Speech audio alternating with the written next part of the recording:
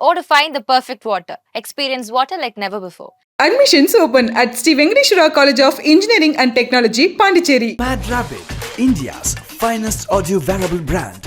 Starting at 999. சினிமாங்கிறது ஒரு விஷயம். நம்ம அதுக்காக திரைப்பட கல்லூரியில் சேர்ந்து படித்து எல்லாம் பண்ணிட்டு நம்ம இது பண்ணிட்டு இருக்கோம். அப்படிங்கும்பொழுது திரும்ப அது இது ஒரு அயற்சி மாதிரி இல்லை, ஒரு வேற மாதிரி தோணுது, ஒரு சின்ன டிஸ்டர்பன்ஸாக தோணும். ரஜினி சார்லாம் பார்த்தா நிறைய பேட்டியில் நான் சொல்லியிருந்தேன். அப்போ என்கிட்ட ஒரு நல்ல கதை இருக்கு, அவங்கள்ட்ட நிறைய கதை எழுதுறீங்களே, உங்கள்கிட்ட கதை இருக்காரு. நான் அப்போ ஹீரோயின் ஓரியன்டாக ஒரு கதையை சொல்கிறேன். எனக்கு தெரியல அவருக்கு என்னென்னா, அப்போ தான் ஒன்று பண்ணிக்கிட்டு இருந்தேன். ஒரு 14 வயதுலேருந்து 40 வயது பருவம் வரைக்கும் ஒரு பெண்ணுடைய ட்ராவல், ஒரு ரியல் இன்ஸ்பிரேஷன்லேருந்து எனக்கு கிடைச்சிது. நான் இப்போ சென்னையெல்லாம் நம்ம வரதுக்கு முன்னாடி இதே திராதி படம் பார்ப்போம், ஆனந்த் தியேட்டரு. அந்த அன்னைக்கு இருந்த ஒரு இது இருக்குல்ல, ராஜா சார் மியூசிக்கு, சென்னை, இந்த ஃபஸ்ட்டு வந்த சினிமா இருக்குல்ல, அது எங்களுக்கு ரொம்ப இம்பாக்ட் பண்ண ஒரு விஷயம். அந்த டைமில் இந்த தியேட்டர்ஸ்லாம் பார்த்தீங்கன்னா கொண்டாட்டமாக இருக்கும் சினிமா. அப்போ அந்த சினிமாவை வச்சு அதே நிகழ்வு ஒரு நேரத்தில் இன்னொரு பொண்ணுக்கு நடந்திருக்கு. அது என்கிட்ட ஒரு இன்சிடெண்ட்டை சொல்லுது. அப்போ அது எனக்கு ரொம்ப பிடிச்சிருந்துச்சு. நம்ம எங்கேயோ படம் பார்க்குறோம், அவங்க எங்கேயோ பார்க்குறாங்க, பட் ஒரு சினிமா காமனாக ஒரு சினிமா இருக்கு இல்லையா. இதெல்லாம் வரும்போது அந்த கதையை சொன்ன அவர் ரொம்ப ரசிப்பேன். ஆனால் அவர் ரைட்டரில் ஆக்டருங்கிறத மறந்து போய் நான் சொன்னேன், ஒருவேளை நான் நல்ல விஷயங்கள்லாம் பண்ணி வச்சுருந்தேன். ஒரு சினிமாவை நேசிக்கிறோம், சினிமாவுக்குள்ளே இருக்கு போகிறோம், வாசிக்கிறோம், எவ்வளவு தேடல் இருக்குது அப்படிங்கிறதெல்லாம் எனக்கு தெரியும். ஆனால் நான் மற்றவங்க நிரூபிக்கணுங்கிறதுக்காக இல்லை. அப்போ நான் இன்னுமே கொஞ்சம் ரொம்ப ஜாக்கிரதையாக அதை கையாளணும் மட்டும் இல்லை, இன்னும் கொஞ்சம் மாதிரி பண்ணணுன்ட்டு தள்ளி வந்துருச்சு. சமூகம் சார்ந்த அந்த கதையை சொல்கிறதுல ஒரு பெரிய இது இருக்குது. ஆனால் இது அவங்க மற்றவங்களுக்கு ஒரு பயத்தை ஏற்படுத்தியிருக்கு. அவன் கதையோடு பிறந்துட்டான் போல இருக்குது அப்படின்ற ஒரு பயமும் ஏற்படும் இல்லையா. டிஸ்கஷன் பண்ணி ஒரு கதை பண்ணுறது வேறு. ஆனால் மண் சார்ந்த மனுஷங்கள்லாம் எந்திரிச்சு வந்து அவன் சேத்த பூச்சிக்கிட்டு வந்து படம் எடுத்துடுறானுங்கன்ற ஒரு பயமும் எடுத்திருக்காங்க. அது ஒரு ப்ளஸ்ஸும் கூட. ஸோ இந்த மாதிரி ஒரு மண் சார்ந்த கதைகளாக தான் படம் பண்ணணும். மண் சார்ந்த எளிய மனிதர்கள் நிறைய இருக்காங்க சார், அவங்கள பற்றி நம்ம சொல்லலாம். அவன் என்ன எல்லாருக்கும் இவ்வளவு பெயினோ இவ்வளவு நிகழ்வுகள் நடந்துச்சானா அப்படி இல்லை. கொஞ்சம் மேலோட்டமாக வாழ்க்கையை அணுகிறவனும் இருக்கான். வாரம் டிஆர்பின்னு ஒரு விஷயம் இருக்குது, உங்களுக்குமே இருக்குது. இதுதான் பெருசாக கடைசியில் பேசப்படும். அதை பேசப்படும் பொழுது ஒரு வேளை இதை எடுத்து இதில் போட்டிருக்கணுமோ அதை எடுத்து போட்டுக்கலாம்னு எல்லாத்தையும் கலைச்சி நல்ல விஷயம்லாம் கீழே போய் பெரும்பாலான சீரியல் அப்படி இருக்கிறதுனால நல்லா வர்ற சில விஷயங்களும் அதில் எல்லாம் இதுதான் சீரியல் உலகம்னு மிக்ஸ் ஆகிடுது. நம்ம சினிமாவே எப்படி பிரிஞ்சிருக்குன்னா, ரொம்ப பொருளாதாரத்தை வச்சு அழுத்தத்தை சொல்கிறதுலையோ இருக்குது. ஆனால் ஒரு ஃபேமிலிக்குள்ளேயே படித்து ஒரே ஊரில் ஒரு பொண்ணை பையனை படிக்க வச்சு யூஸ் அனுப்புவாங்க, இன்னொரு பொண்ணை அதே இன்ஜினியரிங் படிக்க வச்சு கிச்சனுக்கு அனுப்பும். இவருடைய புத்திகளும் இவருடைய சிந்தனைகளும் போய் அங்கே யாரோட உரையாடுவா, யாரோட பேசுவோம், என்ன வாழ்க்கையாக இருக்கும். இதுதான் நான் எங்கள் ஊரில் பார்த்த எல்லாருமே எம்பிஏ பிஇ. பட் இங்கே அவங்க வீட்டுக்கு வந்து நான் ஹாலில் இருக்க ஆண்களுக்கு வந்து காஃபி போட்டு கொடுத்துட்டு அவங்க அந்த உரையாடலில் கலந்துக்கலான கூட பிடிக்காது. நீ போமா வேலையை பாரு அப்படிமா. பின்னாடி பின்கட்டுக்கு போனால் ஒரு கிளவி இருக்கும், அந்த கிளவியினுடைய காலம் வேறு. இப்போ உங்களுக்கு ஒரு மன அழுத்தம் இருந்துக்கிட்டே இருக்கும். இது சொல்ல போய் தான் பெரிய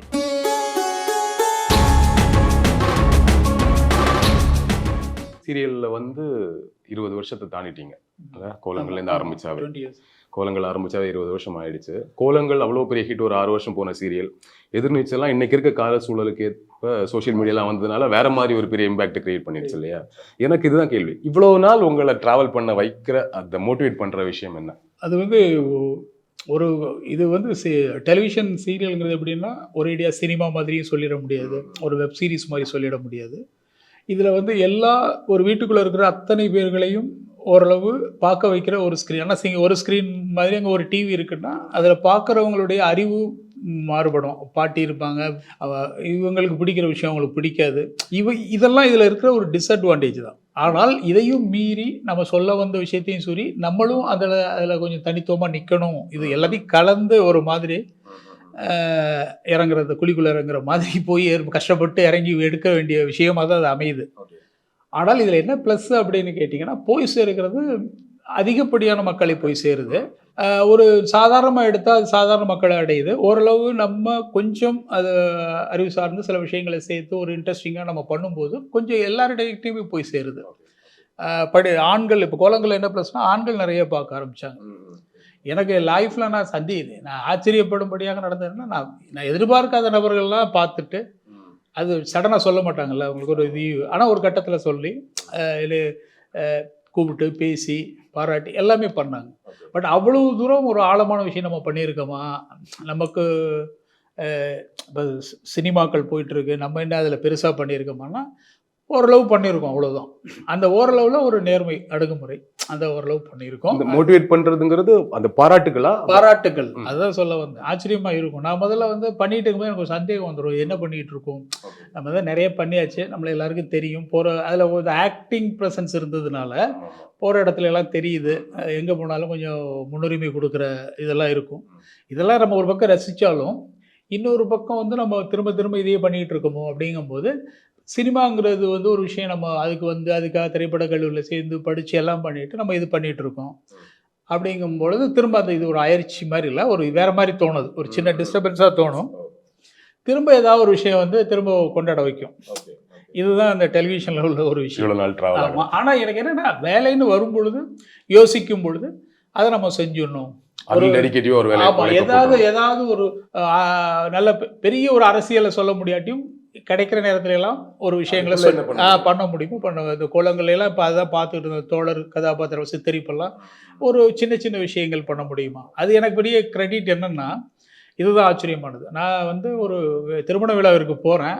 அங்கே வந்து அது ஒரு நம்ம நண்பர் ஒருத்தர் இந்த கம்யூனிஸ்ட் தளத்தில் இயங்கக்கூடியவர், அவருடைய திருமணம். அவர் கூப்பிட்டுருக்காரு, போனால் அங்கே வந்து தோழர் நல்லக்கண்ணு வந்திருந்தார். அவருக்கு வந்து சினிமாங்கிறதே ரொம்ப தூரம், எம்ஜிஆர் சிவாஜியோட நின்று போயிடுச்சு. அதுக்கப்புறம் ஒரு சினிமா பார்க்க மாட்டோம். அவர் உடனே பார்த்து வாங்க தொல்காப்பியன் அப்படின்னாரு. எனக்கு பயங்கர ஆச்சரியமாக போச்சு. அதில் என் மேலே ரொம்ப பிரியமாக இருந்தார். இப்போ எங்கே கனெக்ட் ஆகிருக்கு பாருங்கள் ஒரு விஷயம். ஆனால் நல்ல விஷயம், ஒரு நேர்மையான அணுகுமுறை வந்து அங்கே கனெக்ட் ஆகிடுச்சு. நல்லக்கண்ணு மாதிரியான தோழர் வந்து பாராட்டும் போது கண்டிப்பாக அடுத்தது இன்னும் கொஞ்சம் வருஷம் ட்ராவல் ஆகுது. இல்லை, அவங்க நார்மலாகவே சினிமா பார்க்குறது இல்லை. இப்போ பெரிய ஹிட்டான சினிமாக்களே அவங்க பார்க்கல. நம்ம போய் அவருடைய மனதில் இடம் பிடிச்சிருக்கோம்னா ஏதோ ஒரு விஷயம் அங்கே ஒரு நல்ல ஒரு செய்கிற வேலையை உருப்படியாக செஞ்சால் அது நடந்துக்கிட்டே இருக்குன்றது திரும்ப ஓட வச்சது. இந்த மாதிரி விஷயங்கள் அது மாதிரி. நல்லக்கண்ணு அவர்களை விட பெரிய பாராட்டு நமக்கு ஒன்றும் வந்துட போகிறது இல்லைங்கிறதா நமக்கு தோணும் இல்லையா? அவரே பாராட்டிட்டார் அப்படின்னா அதுவே பெரிய கிரெடிட் தான். அதையும் தாண்டி நீங்கள் நிறைய பாராட்டுகள் சொன்னீங்க இல்லையா? அதில் வேற யாரெல்லாம் இருக்கிறாங்க? புதுவெளியில் நம்ம அறியப்படுற நிறைய பேர் நடிகர்கள் வந்தாலும், இப்போ ரஜினி சார்லாம் பார்த்தா நிறைய பேட்டியில் நான் சொல்லியிருந்தேன். ஆச்சரியமாக இருந்தது அவர் வீட்டில் பார்த்தது. அவங்க எதிர்நீச்சலும் இப்போ பார்த்துருக்காங்க. ஆனால் அவர் தொடர்ந்து பார்க்க முடியலை. அது இறந்து போன மாரியத்துக்கிட்டே சொல்லியிருக்காரு. சொல்லுங்கள் அவர் டைரக்டர். எனக்கு என்னென்னா, அது குளங்களப்போ அவரை சந்தித்தது, ஒரு 45 நிமிடம் அவரோட தனியாக உரையாடினது. அப்போ என்கிட்ட ஒரு நல்ல கதை இருக்குது, அவங்கள்ட்ட நிறைய கதை எழுதுறீங்களே, உங்கள்கிட்ட கதை இருக்காரு. நான் அப்போ ஹீரோயின் ஓரியன்டாக ஒரு கதையை சொல்கிறேன். எனக்கு தெரியல அவருக்கு என்னென்னா, அப்போ தான் ஒன்று பண்ணிக்கிட்டு இருந்தேன். ஒரு 14 வயதுலேருந்து 40 வயது பருவம் வரைக்கும் ஒரு பெண்ணுடைய ட்ராவல், ஒரு ரியல் இன்ஸ்பிரேஷன்லேருந்து எனக்கு கிடைச்சிது. ரொம்ப இன்ட்ரெஸ்டிங்காக இருந்துச்சு. அவள் கிராஸ் பண்ணி வர 3 ஆண்களை பற்றி ஒரு தேடலாக இருக்கும். அது அவள் முடிவில் வந்து தனித்தே பயணிக்கிறாங்கிற மாதிரி ஒரு கதை முடியும். சொல்லி முடிச்சதும் அவர் இப்படி சிரிச்சார். ஒரு 10 நிமிஷம் சொன்னேன். அந்த புரிதல் எனக்கும் புரியும். நான் எதுக்கு இப்படி சொன்னேன், அது எந்திரன் முடிஞ்சிருச்சு. அப்போ அவரும் சொன்னார், நானும் யோசிக்கும் போது எனக்கு இந்த வள்ளி மாதிரியெல்லாம் கதை வந்தது. அப்போ நான் சுஜாதா சார்கிட்ட சொன்னேன், நான் என்ன ஸ்கிரிப்டை எழுதி தருவான்னு என்கிட்ட கேட்டார். இல்லை சார், எனக்கு தோணும், ஆனால் எனக்கு பெண்களை அங்கே ஒரு பெரிய ஒரு கதாபாத்திரமாக வச்சு அதோட ஃபைட் பண்ணுற மாதிரி அவர் அது மாதிரி பண்ணுவேன். இது ஃபைட் அந்த மாதிரியான கமர்ஷியலாக சொல்லலைன்னா, இது ஒரு லைஃப் இருக்கு இல்லையா? நான் வந்து இப்போ சென்னையெல்லாம் நம்ம வரதுக்கு முன்னாடி இதே திராதி படம் பார்ப்போம், ஆனந்த் தியேட்ரு. அந்த அன்னைக்கு இருந்த ஒரு இது இருக்கு இல்லையா, ராஜா சார் மியூசிக்கு, சென்னை, இந்த ஃபஸ்ட்டு வந்து அந்த சினிமா இருக்குல்ல, அது எங்களுக்கு ரொம்ப இம்பேக்ட் பண்ண ஒரு விஷயம் அந்த டைமில். அந்த ஆனந்த் தியேட்டர்லாம் நம்ம மிஸ் பண்ணுறோம். அலங்கார ஆனந்த், இந்த தியேட்டர்ஸ்லாம் பார்த்தீங்கன்னா கொண்டாட்டமாக இருக்கும் சினிமா. அப்போ அந்த சினிமாவை வச்சு அதே நிகழ்வு ஒரு நேரத்தில் இன்னொரு பொண்ணுக்கு நடந்திருக்கு. அது என்கிட்ட ஒரு இன்சிடெண்ட்டை சொல்லுது. அப்போ அது எனக்கு ரொம்ப பிடிச்சிருந்துச்சு. நம்ம எங்கேயோ படம் பார்க்குறோம், அவங்க எங்கேயோ பார்க்குறாங்க, பட் ஒரு சினிமா காமனாக ஒரு சினிமா இருக்கு இல்லையா? இதெல்லாம் வரும்போது அந்த கதையை சொன்ன அவர் ரொம்ப ரசிப்பேன். ஆனால் அவர் ரைட்டரில் ஆக்டருங்கிறத மறந்து போய் ஒருவேளை நான் நல்ல விஷயங்கள்லாம் பண்ணி வச்சுருந்தேன். திரும்பவும் சொன்னார், நீங்கள் சீரியல்லாம் பண்ணாதீங்க, நிறைய விஷயங்கள் சொல்கிறீங்க, ஏன்னா என் சீரியலுக்குள்ளே இருக்கீங்க, வெளியில் வந்து இதெல்லாம் பண்ணுங்கன்னாரு. எனக்கு என்னென்னா, நான் யார்ட்டையும் போய் முயற்சி எடுக்கலை, பெருசாக முயற்சி எடுக்கலை. என்னோட கேள்வி அதுவாக தான் இருந்தது. இப்போ நம்ம நீங்கள் சினிமாவில் வேலை செஞ்சுட்டு சீரியலுக்குள்ளே வந்திருந்தா கூட, இங்கே இருக்க எல்லாருக்குமே, மீடியா எஸ்பெஷலி மீடியாவில் இருக்கவங்க, சினிமா சீரியல் இருக்க எல்லாருக்குமே ட்ரீம் வந்து சினிமா தான் இல்லையா? சீரியல் வந்து ட்ரீமா யாருக்கும் இருக்க போகிறது இல்லை. ஒன்று சர்வைவலுக்காக சீரியலுக்குள்ள வருவாங்க, அப்படி இல்லைன்னா ஒரு பிளானோட வருவாங்க, இங்கே வந்து கற்றுக்கலாம், இங்கே வந்தால் ஒரு ஃபேஸ் வலி வரும். இதுக்கு அன்னைக்கு கொஞ்சம் நல்லா இருந்தது, வீக்லீஸ்லாம் வந்தது, த்ரில்லர் ஜானர் இருந்தது, அதை பிடிச்சே பண்ணாங்க நிறைய, இல்லைன்னு சொல்ல முடியாது. இப்போ முழுக்க அப்படி இல்லை. ஒரு கோலங்கள் மாதிரியான சக்ஸஸ்ஃபுல்லான சீரியலுக்கு அப்புறம் கண்டிப்பாக உங்களுக்கு வாய்ப்புகள் வந்திருக்கும். இப்போ ரஜினி சாரே வந்து கதை கேட்குறாரு அப்படின்னா உங்ககிட்ட இது மாதிரி எவ்வளோ டாக் நடந்திருக்குன்னு புரிஞ்சிருக்க முடியுது. அது ஏன் நிகழலை? என்ன பிரச்சனை இருந்தது? ரஜினி சார் எனக்கு கதை சொல்லுங்கன்னு அவருக்காக கேட்டல, கதை பண்ணியிருக்கீங்களான்னு கேட்டார். அது என்ன ஐடியாவில் கேட்டாருன்னு தெரியாது. ரெண்டாவது வந்து எனக்கு அது தோணுச்சு. ஆனால் இப்போ தான் நான் ரொம்ப நிறைவாக கொஞ்சம் அப்போ எனக்கு கொஞ்சம் இந்த வாசிப்புங்கிறது குறைவான இது இருந்தது. அப்சர்வேஷன் வந்து இதை தாண்டி போகணும் இருந்தது. ஆக்சுவலாக இப்போ தான் உணர்றேன். நான் ஒரு டைரக்டராக இப்போ நான் நல்ல படம் பண்ணுவேன், நான் உணர்றேன். அதை நோக்கி தான் இந்த தள்ளப்பட்டிருக்கேன்னு நான் நம்புகிறேன். ஏன்னா எனக்கு என்ன பிரச்சனைன்னா அதான் சொல்கிறேன், நம்ம வந்து எல்லாத்தையும் அப்சர்வ் பண்ணோம். நமக்கு தேவைன்னு வரும்பொழுது சில நேரங்களில் பொருளாதாரம் கஷ்டம்னு வர வேண்டாம், கொஞ்சம் கம்ஃபர்டபுளாக இருந்தால் கூட நம்ம அதில் கொஞ்சம் ஸ்டே ஆயிடுறோம். அதுவும் சிக்கல் இருக்கு. நமக்குன்னு இல்லாட்டியும் நம்ம சார்ந்து இருக்கக்கூடியவர்களுக்காக கூட நம்ம இருந்துடுறோம். அது ஒரு காரணமா இருக்கும். ஆமா, அதுக்காக நான் ரொம்ப போய் ஓங்கி உதைக்கல, அதை சும்மா தட்டிட்டு வந்து சீரியஸா நான் பண்ணல. அதை மீறியும் எனக்கு வந்தது, உடனே வாய்ப்பு வந்தது. கோலங்கள் அப்போ ஏஜிஎஸ் அவங்க ஃபேமிலியும் கோலங்கள் பார்த்தாங்க. ஆனால் என்னன்னா அந்த படம் வந்து அது இப்போவும் அந்த கதை வச்சிருக்கு. 78களில் எங்கள் ஊரில் நடந்த ஒரு இதுதான் அது. அது சொல்லி முடிச்சது அவரு அகரம் சாரே கேட்டார் இங்கே அசோக் நகர் டி நகர் ஆஃபீஸில், ஏங்க டக்குன்னு ஆரம்பிங்க. ஆனால் எனக்கு ஏதோ ஒரு விஷயம் அது ஃபுல்லாக நான் தஞ்சை மாவட்டத்தில் எங்களுக்கு அந்த மழை காலத்தை அந்த சைல்ட்ஹுட் டேஸில் எனக்கு ரொம்ப பிடிச்சது. அந்த ஹெவி ரெய்னி டேஸில் படம் முழுக்க அப்படி பிளான் பண்ணியிருந்தோம். அதனுடைய முடிவில் வந்து அந்த ஒரு ஏரி உடையிற ஒரு இது வரும், அதை பின்னி நடக்கிற வேற ஒரு கதைக்களம். அது நான் சொன்னேன், சார் அப்படி இருந்தால் தானே சார் ஃபோட்டோகிராஃபி நல்லா. அது ஒரு மே மாத காலம். அப்போ அவங்களுக்கு நிறைய படம் ப்ரொடியூஸ் பண்ணுறதுக்கு வச்சு எதுவுமே ரிலீஸ் ஆகலை. அப்போது 4-5 படம் டேரக்டர்ஸ் கூட இருந்தாங்க. அப்போ அந்த வடிவேலை வச்சு பண்ண ஒரு படம் எல்லாமே. எனக்கு என்னென்னா அதுக்காக நான் திரும்ப உட்காந்து என்னென்னா ரொம்ப சீரியஸாக நான் இருக்க ஆரம்பிச்சிட்டேன். நான் வந்து இல்லை சாதாரணமாக நம்ம படத்தை சொல்லிட்டா நான் சீரியல் பண்ணாருங்க, அதோட கொஞ்சம் இதாக பண்ணியிருக்காரு அவ்வளோ மாதிரி வரணும்னா நான் ரொம்ப சீரியஸாக இருக்கேன்னு நினச்சி அதை என்ன பண்ணிட்டேன், இல்லை கரெக்டு தான், அது நான் அந்த காலகட்டத்தில் எடுப்பேன் அப்படின்னு சொன்னால் அது மேலே ரொம்ப காலகட்டம் தள்ளி வருது. அவர் வந்து அதனுடைய விளைவு என்னென்னா ஓகேன்னா அதுக்கப்புறம் என்னாச்சு, அவங்களுடைய ப்ரொடக்ஷன் நிலைகள் மாறுது, பெரிய படங்களுக்கு போகிறாங்க, சின்ன படங்கள்லாம் தள்ளி வச்சாங்கன்னா. ஏன்னா இப்போவும் எங்கே பார்த்தாலுமே அவங்க ப்ரொடக்ஷன் எக்ஸிக்யூட்டிவ் வெங்கட்மணிக்கு சொல்ல நீங்கள் வாங்க சார் அவங்க. இப்போ நான் அந்த மனோநிலை இருந்தேன். ஆனால் அந்த மேக்கிங்காக நான் மெனக்கட வேண்டியிருக்கு. மற்றவங்களோட நான் இன்னும் நிரூபிக்க வேண்டிய கட்டாயம் போயிடும். சீரியல் வந்தார் ஏதோ ஒரு விஷயத்தன்னு சொல்லுவாங்க. ஆனால் நம்ம எவ்வளவு தூரம் நம்ம ஒரு சினிமாவை நேசிக்கிறோம், சினிமாவுக்குள்ளே இருக்க போகிறோம், வாசிக்கிறோம், எவ்வளவு தேடல் இருக்குது அப்படிங்கிறதெல்லாம் எனக்கு தெரியும். ஆனால் நான் மற்றவங்க நிரூபிக்கணுங்கிறதுக்காக இல்லை. அப்போ நான் இன்னுமே கொஞ்சம் ரொம்ப ஜாக்கிரதையாக அதை கையாளணும் மட்டும் இல்லை, இன்னும் கொஞ்சம் மாதிரி பண்ணணுன்ட்டு தள்ளி வந்துருச்சு. அந்த வாய்ப்புகள் அப்படி தள்ளி போனது தான். இப்போ அடுத்த கட்டம் சினிமா கண்டிப்பாக அதுக்கான விஷயங்களோட தான் இப்போ ப்ராசஸ் பண்ணியிருக்கேன். பெரிய நடிகர்களை வச்சு நம்ம கதை சொல்ல முடியலைனாலும் கூட அந்த மாதிரி கதையாக இல்லாமல் இப்போ இன்னைக்கு வந்து பரவாயில்லையே, இப்போ எல்லாருமே எடுக்கிறாங்களே, பெரிய நடிகரை வச்சு எடுக்கிற அதே டைரக்டர் இன்னைக்கு சாதாரணமாக ஒரு வாழை வந்து அந்த வாழையை தான் சொல்ல வந்தேன். அந்த மாதிரி படங்கள் வந்து பார்த்தீங்கன்னா ரொம்ப லைஃபை அழகாக எடுத்துகிட்டு போகிற அந்த உண்மையிலேயே ரொம்ப சந்தோஷம்னா இந்த ஒரு 4-5 படங்கள் குறித்து வரும்போது சமூகம் சார்ந்த அந்த கதையை சொல்கிறதுல ஒரு பெரிய இது இருக்குது. ஆனால் இது அவங்க மற்றவங்களுக்கு ஒரு பயத்தை ஏற்படுத்தியிருக்கு. அவன் கதையோடவே பிறந்துட்டான் போல இருக்குது அப்படின்ற ஒரு பயமும் ஏற்படும் இல்லையா. டிஸ்கஷன் பண்ணி ஒரு கதை பண்ணுறது வேற. ஆனால் மண் சார்ந்த இந்த மனுஷங்கள்லாம் எந்திரிச்சு வந்து அவன் சேத்தை பூச்சிக்கிட்டு வந்து படம் எடுத்துடுறானுங்கன்ற ஒரு பயமும் எடுத்திருக்காங்க. அது ஒரு ப்ளஸ்ஸும் கூட. இப்போ எனக்கு வந்து ரைட்டு நம்ம மண்ணிலே இவ்வளோ விஷயம் இருக்கும்போது இதெல்லாம் நம்மளை ஒரு உற்சாகப்படுத்துகிற விஷயம். ஸோ இந்த மாதிரி ஒரு மண் சார்ந்த கதைகளாக தான் படம் பண்ணணும். மண் சார்ந்த எளிய மனிதர்கள் நிறைய இருக்காங்க சார், அவங்கள பற்றி நம்ம சொல்லலாம். அவன் என்ன எல்லாருக்கும் இவ்வளவு பெயினோ இவ்வளவு நிகழ்வுகள் நடந்துச்சானா அப்படி இல்லை. கொஞ்சம் மேலோட்டமாக வாழ்க்கையை அணுகிறவனும் இருக்கான், குழப்பமாக இருக்க மனிதனுடைய அந்த மாதிரி மனிதர்கள் இருப்பாங்க. ஒரு மாதிரி உயிர்ப்போட இந்த வாழ்க்கையை வந்தாங்கன்னா ஸ்டோரிஸ் இருக்கும். அந்த மாதிரி கதைகள் தான் எனக்கு தெரிஞ்சு இன்னைக்கு இருக்க தமிழ் சூழலே, சினிமா சூழலே ஒரு மாதிரி அதுக்கு ரெடி ஆயிட்டாங்க நினைக்கிறேன். ஒரு இப்போ வந்து அதாவது நம்ம இந்த இப்போ இருக்கிற வாசிப்பு இலக்கியம் எல்லாம் கொஞ்சம் ஒத்து வருது, சினிமாவோட நெருங்குது. ஆனால் திடீர்னு அது நெருங்கும், அடிபடும், திடீர்னு ஒரு ஏதாவது அடுத்த 2 படம் கமர்ஷியலா பெருசா அது உடனே அதை பேச்சு அப்படி போகும். பட் இப்போ பரவாயில்ல, இந்த ஒரு 4-5 படங்கள் தொடர்ந்து வந்திருக்குது, ஒரு பெரிய உற்சாகமான விஷயமாவும் கூட. எனக்கு எப்பவுமே டிவி, நம்ம ஊர்ல டிவி சீரியல்ஸ் பார்க்கும்போது ஒன்று தோணும் சார். இப்போ ஹாலிவுட்லாம் நீங்க எடுத்துட்டீங்கன்னா அங்க இருக்கக்கூடிய டெலிவிஷன் சீரிஸ் இருக்குல்ல, அவங்க பர்டிகுலராக இத்தனை எபிசோட் தான் அப்படின்னு ஒரு பிளான் பண்ணி பிரம்மாண்டமான சீரியல்ஸ் வரும். அது அப்புறம் ஓடிடிக்கு வந்து நம்ம உலகம் முழுக்க அதை பார்த்து நிறைய ஒரே குவாலிட்டியில் இருக்கும். உலகம் முழுக்க நம்ம அதை பார்த்து அதை பயங்கரமா கொண்டாடி இருக்கிறோம். தமிழ்நாட்டில் இது வரைக்கும் உங்களுக்கு அந்த மாதிரியான ஒரு சூழல் கிரியேட் ஆகவே இல்லை. ஒரு தமிழ்நாட்டை விடுங்க, இந்தியாவில் கேரளா நம்மளோட பயங்கரமாக படம் எடுப்பாங்க, அங்கே டிவி சீரியல் போய் பாருங்க. அது ஏன் அப்படி பண்ணுறாங்கன்னு இன்னமும் தெரியல. இதில் நம்ம வந்து நம்ம முடிஞ்ச வரைக்கும் லைவாக பண்ணுறோம், முடிஞ்ச வரைக்கும் போராடுறோம். அங்கேயும் பயங்கரமான மேக்கப் கல்ச்சரும் இருக்குது. அந்த இது மாதிரி பண்ணுறாங்க. அது என்ன ஆகிடுதுன்னா ஒரு இதில் ஒரு சிக்கல் இருக்குது சார். இதில் வந்து வாரம் டிஆர்பின்னு ஒரு விஷயம் இருக்குது. உங்களுக்குமே இருக்குது. உங்களுக்கு வீவிங்ஸில் இந்த மாதிரியான விஷயங்கள் இருக்குது. இது தான் பெருசாக கடைசியில் பேசப்படுது. அது பேசப்படும் பொழுது ஒரு வேளை இதை எடுத்து இதில் போட்டிருக்கணுமோ அதை எடுத்து போட்டுருக்கலாம்னு எல்லாத்தையும் கலைச்சி நல்ல விஷயம்லாம் கீழே போய், ஆனால் ஒரு பெரும்பாலான சீரியல் அப்படி இருக்கிறதுனால நல்லா வர்ற சில விஷயங்களும் அதில் எல்லாம் இதுதான் சீரியல் உலகம்னு மிக்ஸ் ஆகிடுது. இப்போ நாங்கள் முதல்ல பண்ணும்போது அப்படி இல்லை. எல்லா வகையாகவும் வந்துகிட்டு இருந்தது. வீக்லிலாம் பார்த்தீங்கன்னா ஒரு நல்ல த்ரில்லர்ஸ்லாம் பண்ணுவாங்க. மர்மதேசம் மாதிரியான டீசன்ட் மேக்கிங், அவர் வெரி குட் டைரக்டர் அவர். ஸோ இதெல்லாம் இருந்துச்சு. அவரெல்லாம் காமெடி சீரியல் இருந்தது, கொஞ்சம் குழந்தைகளுக்கு. இப்போ அதெல்லாம் மொத்தமாக போய் எல்லாமே ஒரே மாதிரி ஆயிடுச்சு. அதுவும் சாட்டர்டே வரைக்கும் டெலிகாஸ்ட், சில சண்டேயும் டெலிகாஸ்ட்.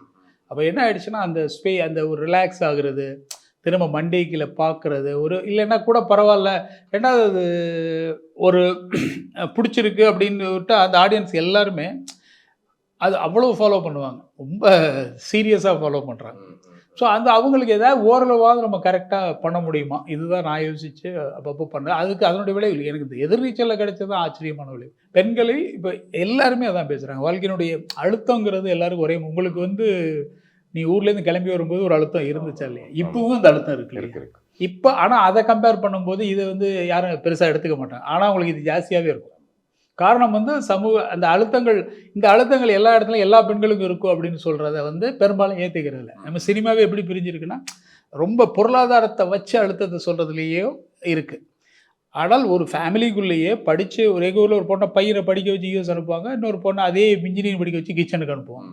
இப்போ இவருடைய புத்திகளும் இவருடைய சிந்தனைகளும் போய் அங்கே யாரோட உரையாடுவா, யாரோட பேசுவா, என்ன வாழ்க்கையாக இருக்கும். இதுதான் நான் எங்கள் ஊரில் பார்த்த. எல்லாருமே எம்பிஏ பிஇ. பட் இங்கே அவங்க வீட்டுக்கு வந்து நான் ஹாலில் இருக்க ஆண்களுக்கு வந்து காஃபி போட்டு கொடுப்பாங்க. கொடுத்துட்டு அவங்க அந்த உரையாடலில் கலந்துக்கலான்னா கூட பிடிக்காது. நீ போமா வேலையை பாரு அப்படிம்பாங்க. பின்னாடி பெண்கட்டுக்கு போனால் ஒரு கிளவி இருக்கும். அந்த கிளவியினுடைய காலம் வேறு. இப்போ உங்களுக்கு ஒரு மன அழுத்தம் இருந்துக்கிட்டே இருக்குது. இதை சொல்ல போய் தான் பெரிய சக்ஸஸ் ஆச்சு. இந்த பெண்களுடைய கூட்டம் மெஜாரிட்டியாக இருந்திருக்கு அப்படிங்கிறது பண்ணும் பொழுது தெரிஞ்சிருக்குது. சீரியல்ல இந்த இவருக்கு பதில் இவர் அப்படிங்கிறது இருக்குல்ல, அது புதுசே கிடையாது. நம்ம சின்ன வயசுலேருந்து அதை பார்த்துட்டு தான் இருக்கோம். பட் எதிர்நீச்சல் அப்படி ஒன்று நிகழும் பொழுது இல்லை, அது அவருடைய கதாபாத்திரம் வந்து ஒரு 500 எபிசோடு 600 எபிசோடு நடித்த ஒரு கேரக்டர்ஸ் வந்து, இப்போ அந்த மாரிமுத்து நீங்கள் கேட்குறீங்க இல்லையா, மாரிமுத்து கதாபாத்திரத்தை அதுக்கு முன்னாடி அவர் அப்படி பண்ணது கிடையாது. அவருடைய கேரக்டர் ரொம்ப மினிமமாக பண்ணுவேன். ஆனால் நான் எப்பொழுதுமே வாழ்க்கையிலேருந்து நான் அப்சர்வ் பண்ண ஒரு ஃபேமிலியோட ஒரு கேரக்டர் தான் அவர். வந்து சுரண்டையில் ஒரு நண்பர் இருக்கார், பார்த்துருக்கேன். அவர் வாழ்க்கையை அணுகிற விதத்தை வச்சு தான் அந்த கேரக்டர், அந்த ஸ்டைலு, அந்த வேஷ்டி, அது இது எல்லாமே அவருக்கு நான் ஒரு மேக்ஸிமம் எக்ஸ்பிளைன் பண்ணி அவர் கேரக்டர் இதான் சார், அவருடைய கதாபாத்திரம் வந்து. அவர் இப்பவும் சொல்லுவார், பெண்கள்னால் என்ன தம்பி அழகு, ஆண்னா அறிவு. பெண்களை எவ்வளவு கீழே இறக்கி பேச முடியுமோ இறக்கி அவ்வளோ பேசுவோம் ஒரு வார்த்தை வரும்போது.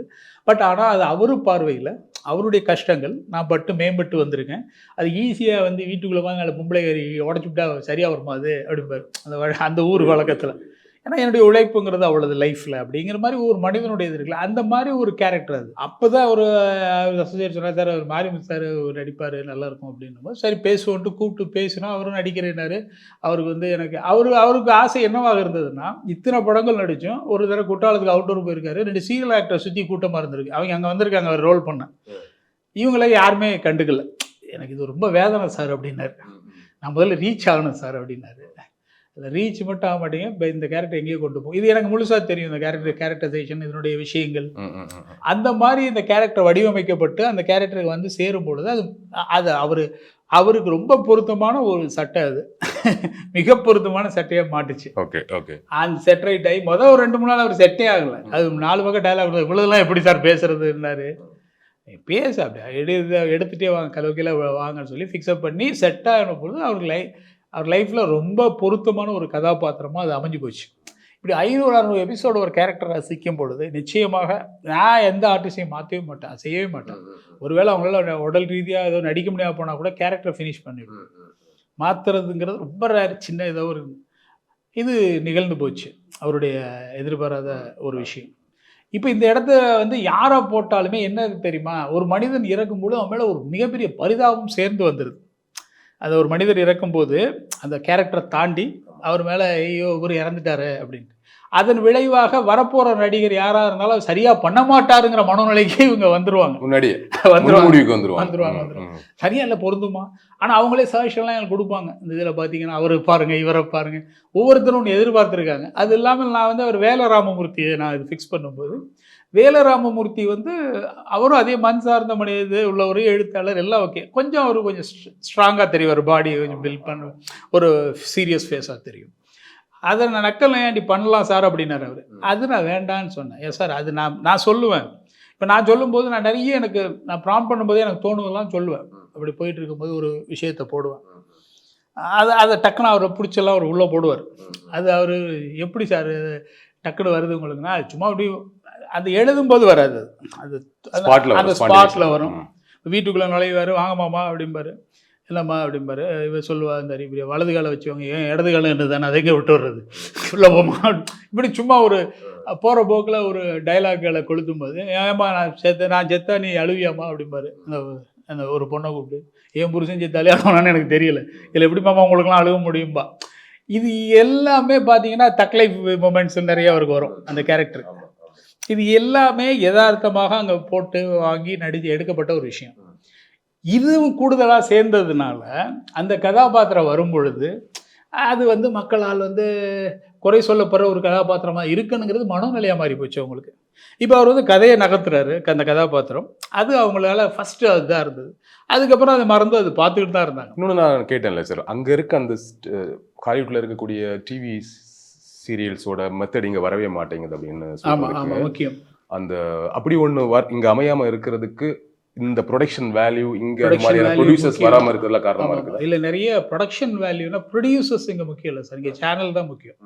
இப்போது ஃபண்டட் ஆகிடுச்சு எல்லாமே.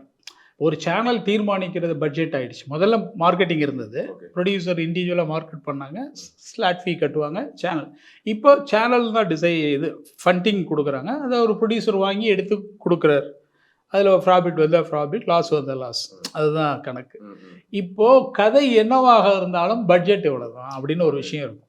பட்ஜெட் முன்னாடி தீர்மானிச்சு இல்லை ஓரளவு அவ்வளோதான் முடியும், அந்த டைமில் நாங்கள் இவ்வளோ தான் வச்சுருக்கோம் தீர்மானம்னு வச்சுக்கிறாங்கன்னு வச்சுக்கலாம். இப்போ நல்ல ஒரு நாவல் எடுத்து பண்ணலாம், இதை காலங்காலமாக சொல்கிற ஒரு விஷயம். ஒரு நாவலை எடுத்து அழகாக பண்ணலாம், ஒரே நேரத்தில் குவாலிட்டியை சேஞ்ச் பண்ணால் மக்கள் பார்க்க அடிக்ட் ஆவாங்க. நான் தான் சொல்லுவேன், நான் சின்ன ஸ்கூலில் படிக்கிறேன், எனக்கு விவரம் தெரியாத ஒரு 5, 6 படிக்கும்போது எங்கள் அப்பாலாம் பூட்டாத பூட்டுகள் ஒரு படத்துக்கு கூட்டு போகிறார், மகேந்திரன் சார் தான். அது நடித்த நடிகரும் பார்த்தா புதுசு இல்லை, ஜெயன் நடிச்சிருந்தேன். ஆமாம், ஜெயன் நடிச்சிட்டு போகிற டீ கடைக்காரர் அந்த கதைகள். அதற்கு பிறகு உதிரி பூக்கள்களாக அவர் தான் கூட்டு போகிறார். ஏன்னா அந்த படம் தான் உனக்கு எங்கள் கிடைக்கும் பாரு அப்படிங்கும்போது நான் பார்த்துட்டு தான் வந்தேன். பார்த்துட்டு வரும்போது அந்த பாதிப்பு வந்து நான் ஃபிலிம் இன்ஸ்டியூட்டுக்கு வந்து மகேந்திரன் வீக்கில் நாங்கள் கொண்டாடணும். அதில் அந்த பிரிண்ட்டை தேடி நாங்கள் அலைஞ்சோம். அது கடைசியாக பிடிச்சிட்டோம். அது பூட்டாத பூட்டுகள் இந்த டிவி பேரடைஸ் தியேட்டரில் அவங்க ஏதோ அந்த ப்ரொடியூசரே பயங்கரமாக திட்டுறாப்புல, தேடி போனவங்களாம் அந்த படம் என்ன காலி பண்ணிருச்சு, இதை தேடிக்கு 4 பேர் வர்றீங்க அப்படிங்கிற மாதிரி. அந்த சின்ன வயசில் நமக்கு என்ன தோணும், அப்போ விதைக்கிற விஷயங்கள் எல்லாமே நல்லதாக அமையும் பொழுது ஆடியன்ஸ் அதுக்கு பழகிடுவாங்க. இப்போ என்ன சிக்கல் ஆகுதுன்னா, முன்னாடி ஒரு விஷயம் நடந்திருக்கு இல்லையா, அதை பேஸ் பண்ணி அவங்க போயிடுறாங்க. ரெண்டாவது வந்து நிறைய இது இப்போ சோஷியல் மீடியாவும் வந்துருச்சு சார். இப்போ இந்த ஆடை வந்து அங்கேயும் போடலாம், இங்கேயும் போடலாம், இப்படியும் போடலாம் போது பிரிஞ்சிருச்சு. பிரியும் போது என்ன ஆச்சுன்னா, இப்போ நீங்கள் வந்து ஒரு சீரீஸ் வந்து அமெரிக்காவில் ஃபேமஸ் சீரீஸ் இருக்குது, ஆஸ்திரேலியாவில் ஃபேமஸ் சீரீஸ் இருக்குது, எல்லாரும் சொல்லி பார்க்குறாங்க. ஆனால் அங்கே ஒரு பெரிய ப்ளஸ் 1 hour ஆல்டர்னேட்டிவ் டேஸில் வரும். மண்டேனா வெனஸ்டே, ஃப்ரைடே, அந்த ஆல்டர்னேட்டிவ் டேஸில் வர்றது ஒரு நல்ல விஷயந்தான். அது அடுத்த ஒரு நாள் விட்டு ஒரு நாள் வந்து 1 hour வருது. அதுக்கப்புறம் ஒரு 6 மாதம் வந்து சீசனாக வரும், அடுத்த சீசனாக வரும். ஆனால் மேக்கிங் எல்லாமே அந்த ஃபிலிம் மேக்கிங் எல்லாம் ஒரே மாதிரி தான் இருக்கும் குவாலிட்டி.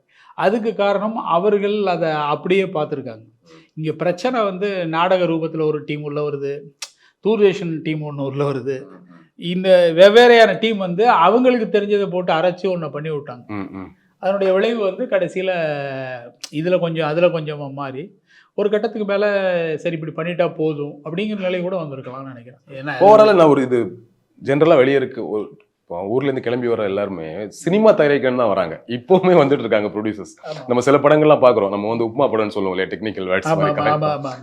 யாராச்சும் ஒரு ப்ரொடியூசர் ஊர்ல இருந்து வந்திருப்பாரு, காசு இருந்திருக்கும், சினிமா மேல ஆர்வம் இருந்திருக்கும், ஒரு படம் எடுக்க வந்திருப்பாரு, அவரை பிடிச்சி கரெக்ட் பண்ணி 1 கோடியோ 2 கோடி ரூபாய் போட்டு ஏதோ படத்தை எடுத்து முடிச்சிருப்பாங்க. ரிலீஸ் ஆகாது, ரிலீஸ் ஆனாலும் அது ஒரு நல்ல படமா இருக்காது. அவங்களே போட்டு ஆமா ஆமா. நான் என்ன சொல்றேன்னா, இந்த சீரியல் ப்ரொடக்ஷன்ங்கிறது எப்படி நடக்குது, அதுல எவ்வளவு இன்வெஸ்ட் பண்ண சீரியல் ப்ரொடக்ஷன் இது வந்து நல்ல விஷயம். இங்க சீரியல் ப்ரொடியூசர்ஸ் இது மாதிரி கிளம்பி வந்து சீரியலுக்கு இன்வெஸ்ட் பண்ணலாமா? நிறைய பேர் சீரியலுக்கு வர்றாங்க.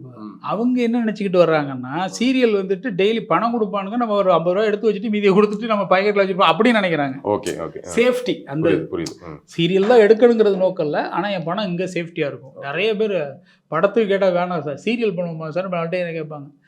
நீங்கள் யாருன்னு கேட்பேன். நீங்கள் ராமசாமின்னா நான் சுப்பிரமணியன்னா நமக்கு ஏன் கொடுக்கணும்னு அவங்க நினைப்பானா இல்லையா? உங்களுக்கு ஏன் கொடுக்கணும்னு நினைப்பேன். ஒன்றும் நீங்கள் ப்ரீவியஸ் அந்த ஏரியாவில் இருந்திருக்கணும், இல்லை நான் ஒரு டைரக்டராக அங்கே பழகியிருக்கேன், நான் அதன் மூலமாக வாங்குறேன். புதுசாக போய் நீங்கள் கேட்டால் கொடுக்க மாட்டாங்க. அது ஒரு சிக்கல் இருக்குது. எந்த அனுபவம் இல்லை, நான் சீரியல் பண்ணுறேன்னா அங்கே ஒரு சிக்கல் இருக்குது. அங்கே பணம் இருக்குன்னு பண்ணிட முடியாது. ஏன்னா இது எல்லாமே சேனல்லே ப்ரொடக்ஷனுக்குள்ளே வந்த பிறகு, இன்வெஸ்டிங்கில் வந்த பிறகு இருக்குன்னு பண்ணிட முடியாது. அதன் விளைவு. ஆனால் நிறைய பேருக்கு சீரியல் பண்ணுற ஆசை இருக்குது. சினிமா தேரையிலே 2 சீரியலை பிடிச்சி போடுங்கன்னு. அவங்க என்ன நினச்சிட்டு இருக்காங்கன்னா, சீரியலை பிடிச்சி போட்டால் நமக்கு கொஞ்சம் செலவு காசு வரும் அப்படின்னு அவங்க மைண்ட் செட். இப்படி தான் சொல்லி கொடுக்குறாங்க எல்லாருக்கும். இது இப்படி போட்டால் இப்படி வரும் அப்படின்னு அவங்க நினச்சிட்டு இருக்காங்க. ஆனால் ரொம்ப அருமையான படைப்புகளை சீரியலில் கொண்டு வந்துட்டாங்கன்னா அவன் பெரிய இன்னைக்கு 100 சினிமாவோட இதாக இருக்கும். இப்போ எல்லா சீரியல் டைரக்டர்ஸாலையும் நம்ம சில விஷயத்தை பண்ணிட முடியாது. புதுசாக ஒரு விஷயத்தை கொண்டு வரதுங்கிறது கடினமாக இருக்கும். இப்போ நீங்கள் பேசின வரைக்கும் நான் புரிஞ்சுக்கிட்டது, இது சேனல் முடிவு பண்ணாதான் இப்படி ஒரு சேஞ்ச் வந்து சேனல் முடிவு பண்ணாதான் நடக்கும். சேனல் எப்போ முடிவு பண்ணுற சூழலுக்கு வருவாங்கன்னா, உங்களை மாதிரி டைரக்டர் போய் இது மாதிரி விஷயத்த டைரக்டர்கள் மட்டும் இல்லை, இது ஒரு பெரிய வியாபாரம் இருக்கு இல்லையா? இப்போ இந்த வியாபாரத்தில் இன்னைக்கு இருக்கக்கூடிய டிஆர்பியை வச்சு தான் ஒரு விளம்பர நிறுவனங்களோ அது சம்மந்தமான விஷயம் உள்ளே வரும். அப்படி வரும்போது இன்னைக்கு எப்படி டியூன் ஆகிருக்காங்கன்னா, நிறைய அது இன்னொரு ஒரு முக்கியமான விஷயம் வந்து நம்மளுடைய இந்த கல்ச்சர், இந்த யூடியூப்ல சோஷியல் மீடியாஸ் வந்ததுக்கப்புறம் ஷார்ட்டாக பார்க்குற ஒரு பழக்கம்னு ஒன்று சொல்கிறாங்க. ரொம்ப சின்னதாக அந்த இன்ஸ்டாகிராமில் பண்ணுற ஸ்டோரிஸ். இதனுடைய விளைவு என்ன இருக்குன்னா, அந்த மாதிரி பசங்க ஆக்சுவலாக அவங்க எதிர்நீச்சல் பார்த்தாங்க. எனக்கு பயங்கர ஆச்சரியம். காலேஜ் பசங்க ஃபுல்லாக பார்த்தாங்க. இவருடைய இந்த கேரக்டரை, இந்த கிண்டலாக பேசுகிற விஷயங்கள்லாம் ரொம்ப ரசிச்சு பார்த்தாங்க. இல்லை, ரொம்ப லென்த்தாக நம்ம ஒரு வெப் சீரிஸ் பிடிச்சி போச்சுன்னா எத்தனையோ சீசன் உட்காந்து பார்த்து முடிக்கிறாங்க. ஆனால் அவர்கள் சம்மந்தப்பட்ட ஒரு கதையோ, முக்கியமாக ஒரு நல்ல ஸ்கிரிப்டை கண்டிப்பாக அக்செப்ட் பண்ணணும். இப்போ ஒரு வீடுன்னு இருந்தால் எல்லா வகையான மனிதர்களும் இருக்காங்க. தாத்தா, பாட்டி, அப்பா, அம்மா. இந்த யங் ஜென்ரேஷன் இருக்காங்களே, இவங்களுக்குள்ள பிரச்சனை, யதார்த்த பிரச்சனையை விட்டுட்டு வெறும் சண்டைக்கிழமை மட்டும் மாற்றுறதுனால ஒன்றும் நடக்காது. அவன் லவ் பண்ணுவான். லவ்வை தாண்டி அவனுக்கு ஒரு சிக்கல் இருக்குது. இப்போ எனக்கு என்னுடைய உறவினர் பையனுக்கு திடீர்னு உனக்கு ஒரு கெமிக்கல் இம்பேலன்ஸ் காரணமாக 2 வருட காலம் வந்து வீட்டை விட்டு வெளியேற மாட்டேங்கிறான். அவனுக்கு எதை பார்த்தாலும் பயமாக இருக்குது. இது ஒரு பயங்கர மன சிக்கலில் மாட்டிக்கிட்டான். என்னன்னு தெரியல. அவனுக்கு என்னென்னா, இப்படி ஒரு பையனுக்கு ஒரு நிகழ்வு நடக்குதுன்னா எவ்வளவு சிக்கல்கள் அதுக்குள்ளே இருக்கும். ஒரு பெற்றோர்களுக்குமான விஷயங்கள், அதுக்குள்ளே இருக்கிற ஒரு மெடிக்கல் சயின்ஸாக இருக்கட்டும், இல்லை ஒரு உளவியல் பிரச்சனையாக இருக்கட்டும், இது மாதிரிகளெல்லாம் கதைகளாக அதில் கொண்டுட்டு வரலாம். கதைகள், நிகழ்வுகளை நடக்கிறது, நிகழ்வை வந்து அடாப்ட் பண்ணுறதே இல்லை, ஆனால் போய் நிறைய பண்ணியிருக்கோன்னு சொல்கிறது. இப்போ இந்த சிக்கலை சொல்லும்போது அந்த கதை மட்டுமே அங்கே நகரும். அப்போ அந்த கதையை மட்டும் அங்கே ரசித்து பார்க்க முடியும். ஆனால் இங்கே என்னென்னா, சென்ட்ரல் கேரக்டர் ஹீரோயின் இருப்பா, அந்த ஹீரோயின் வந்து ஹெல்ப் பண்ணி அதன் மூலமாக அவனுடைய உளவியல் சிக்கலுக்கு அவளே மருந்து போட்டாங்கிற மாதிரியெல்லாம் கொண்டு வரும்போது அது ஒரு நாடகத்தன்மை ஆகிடும்.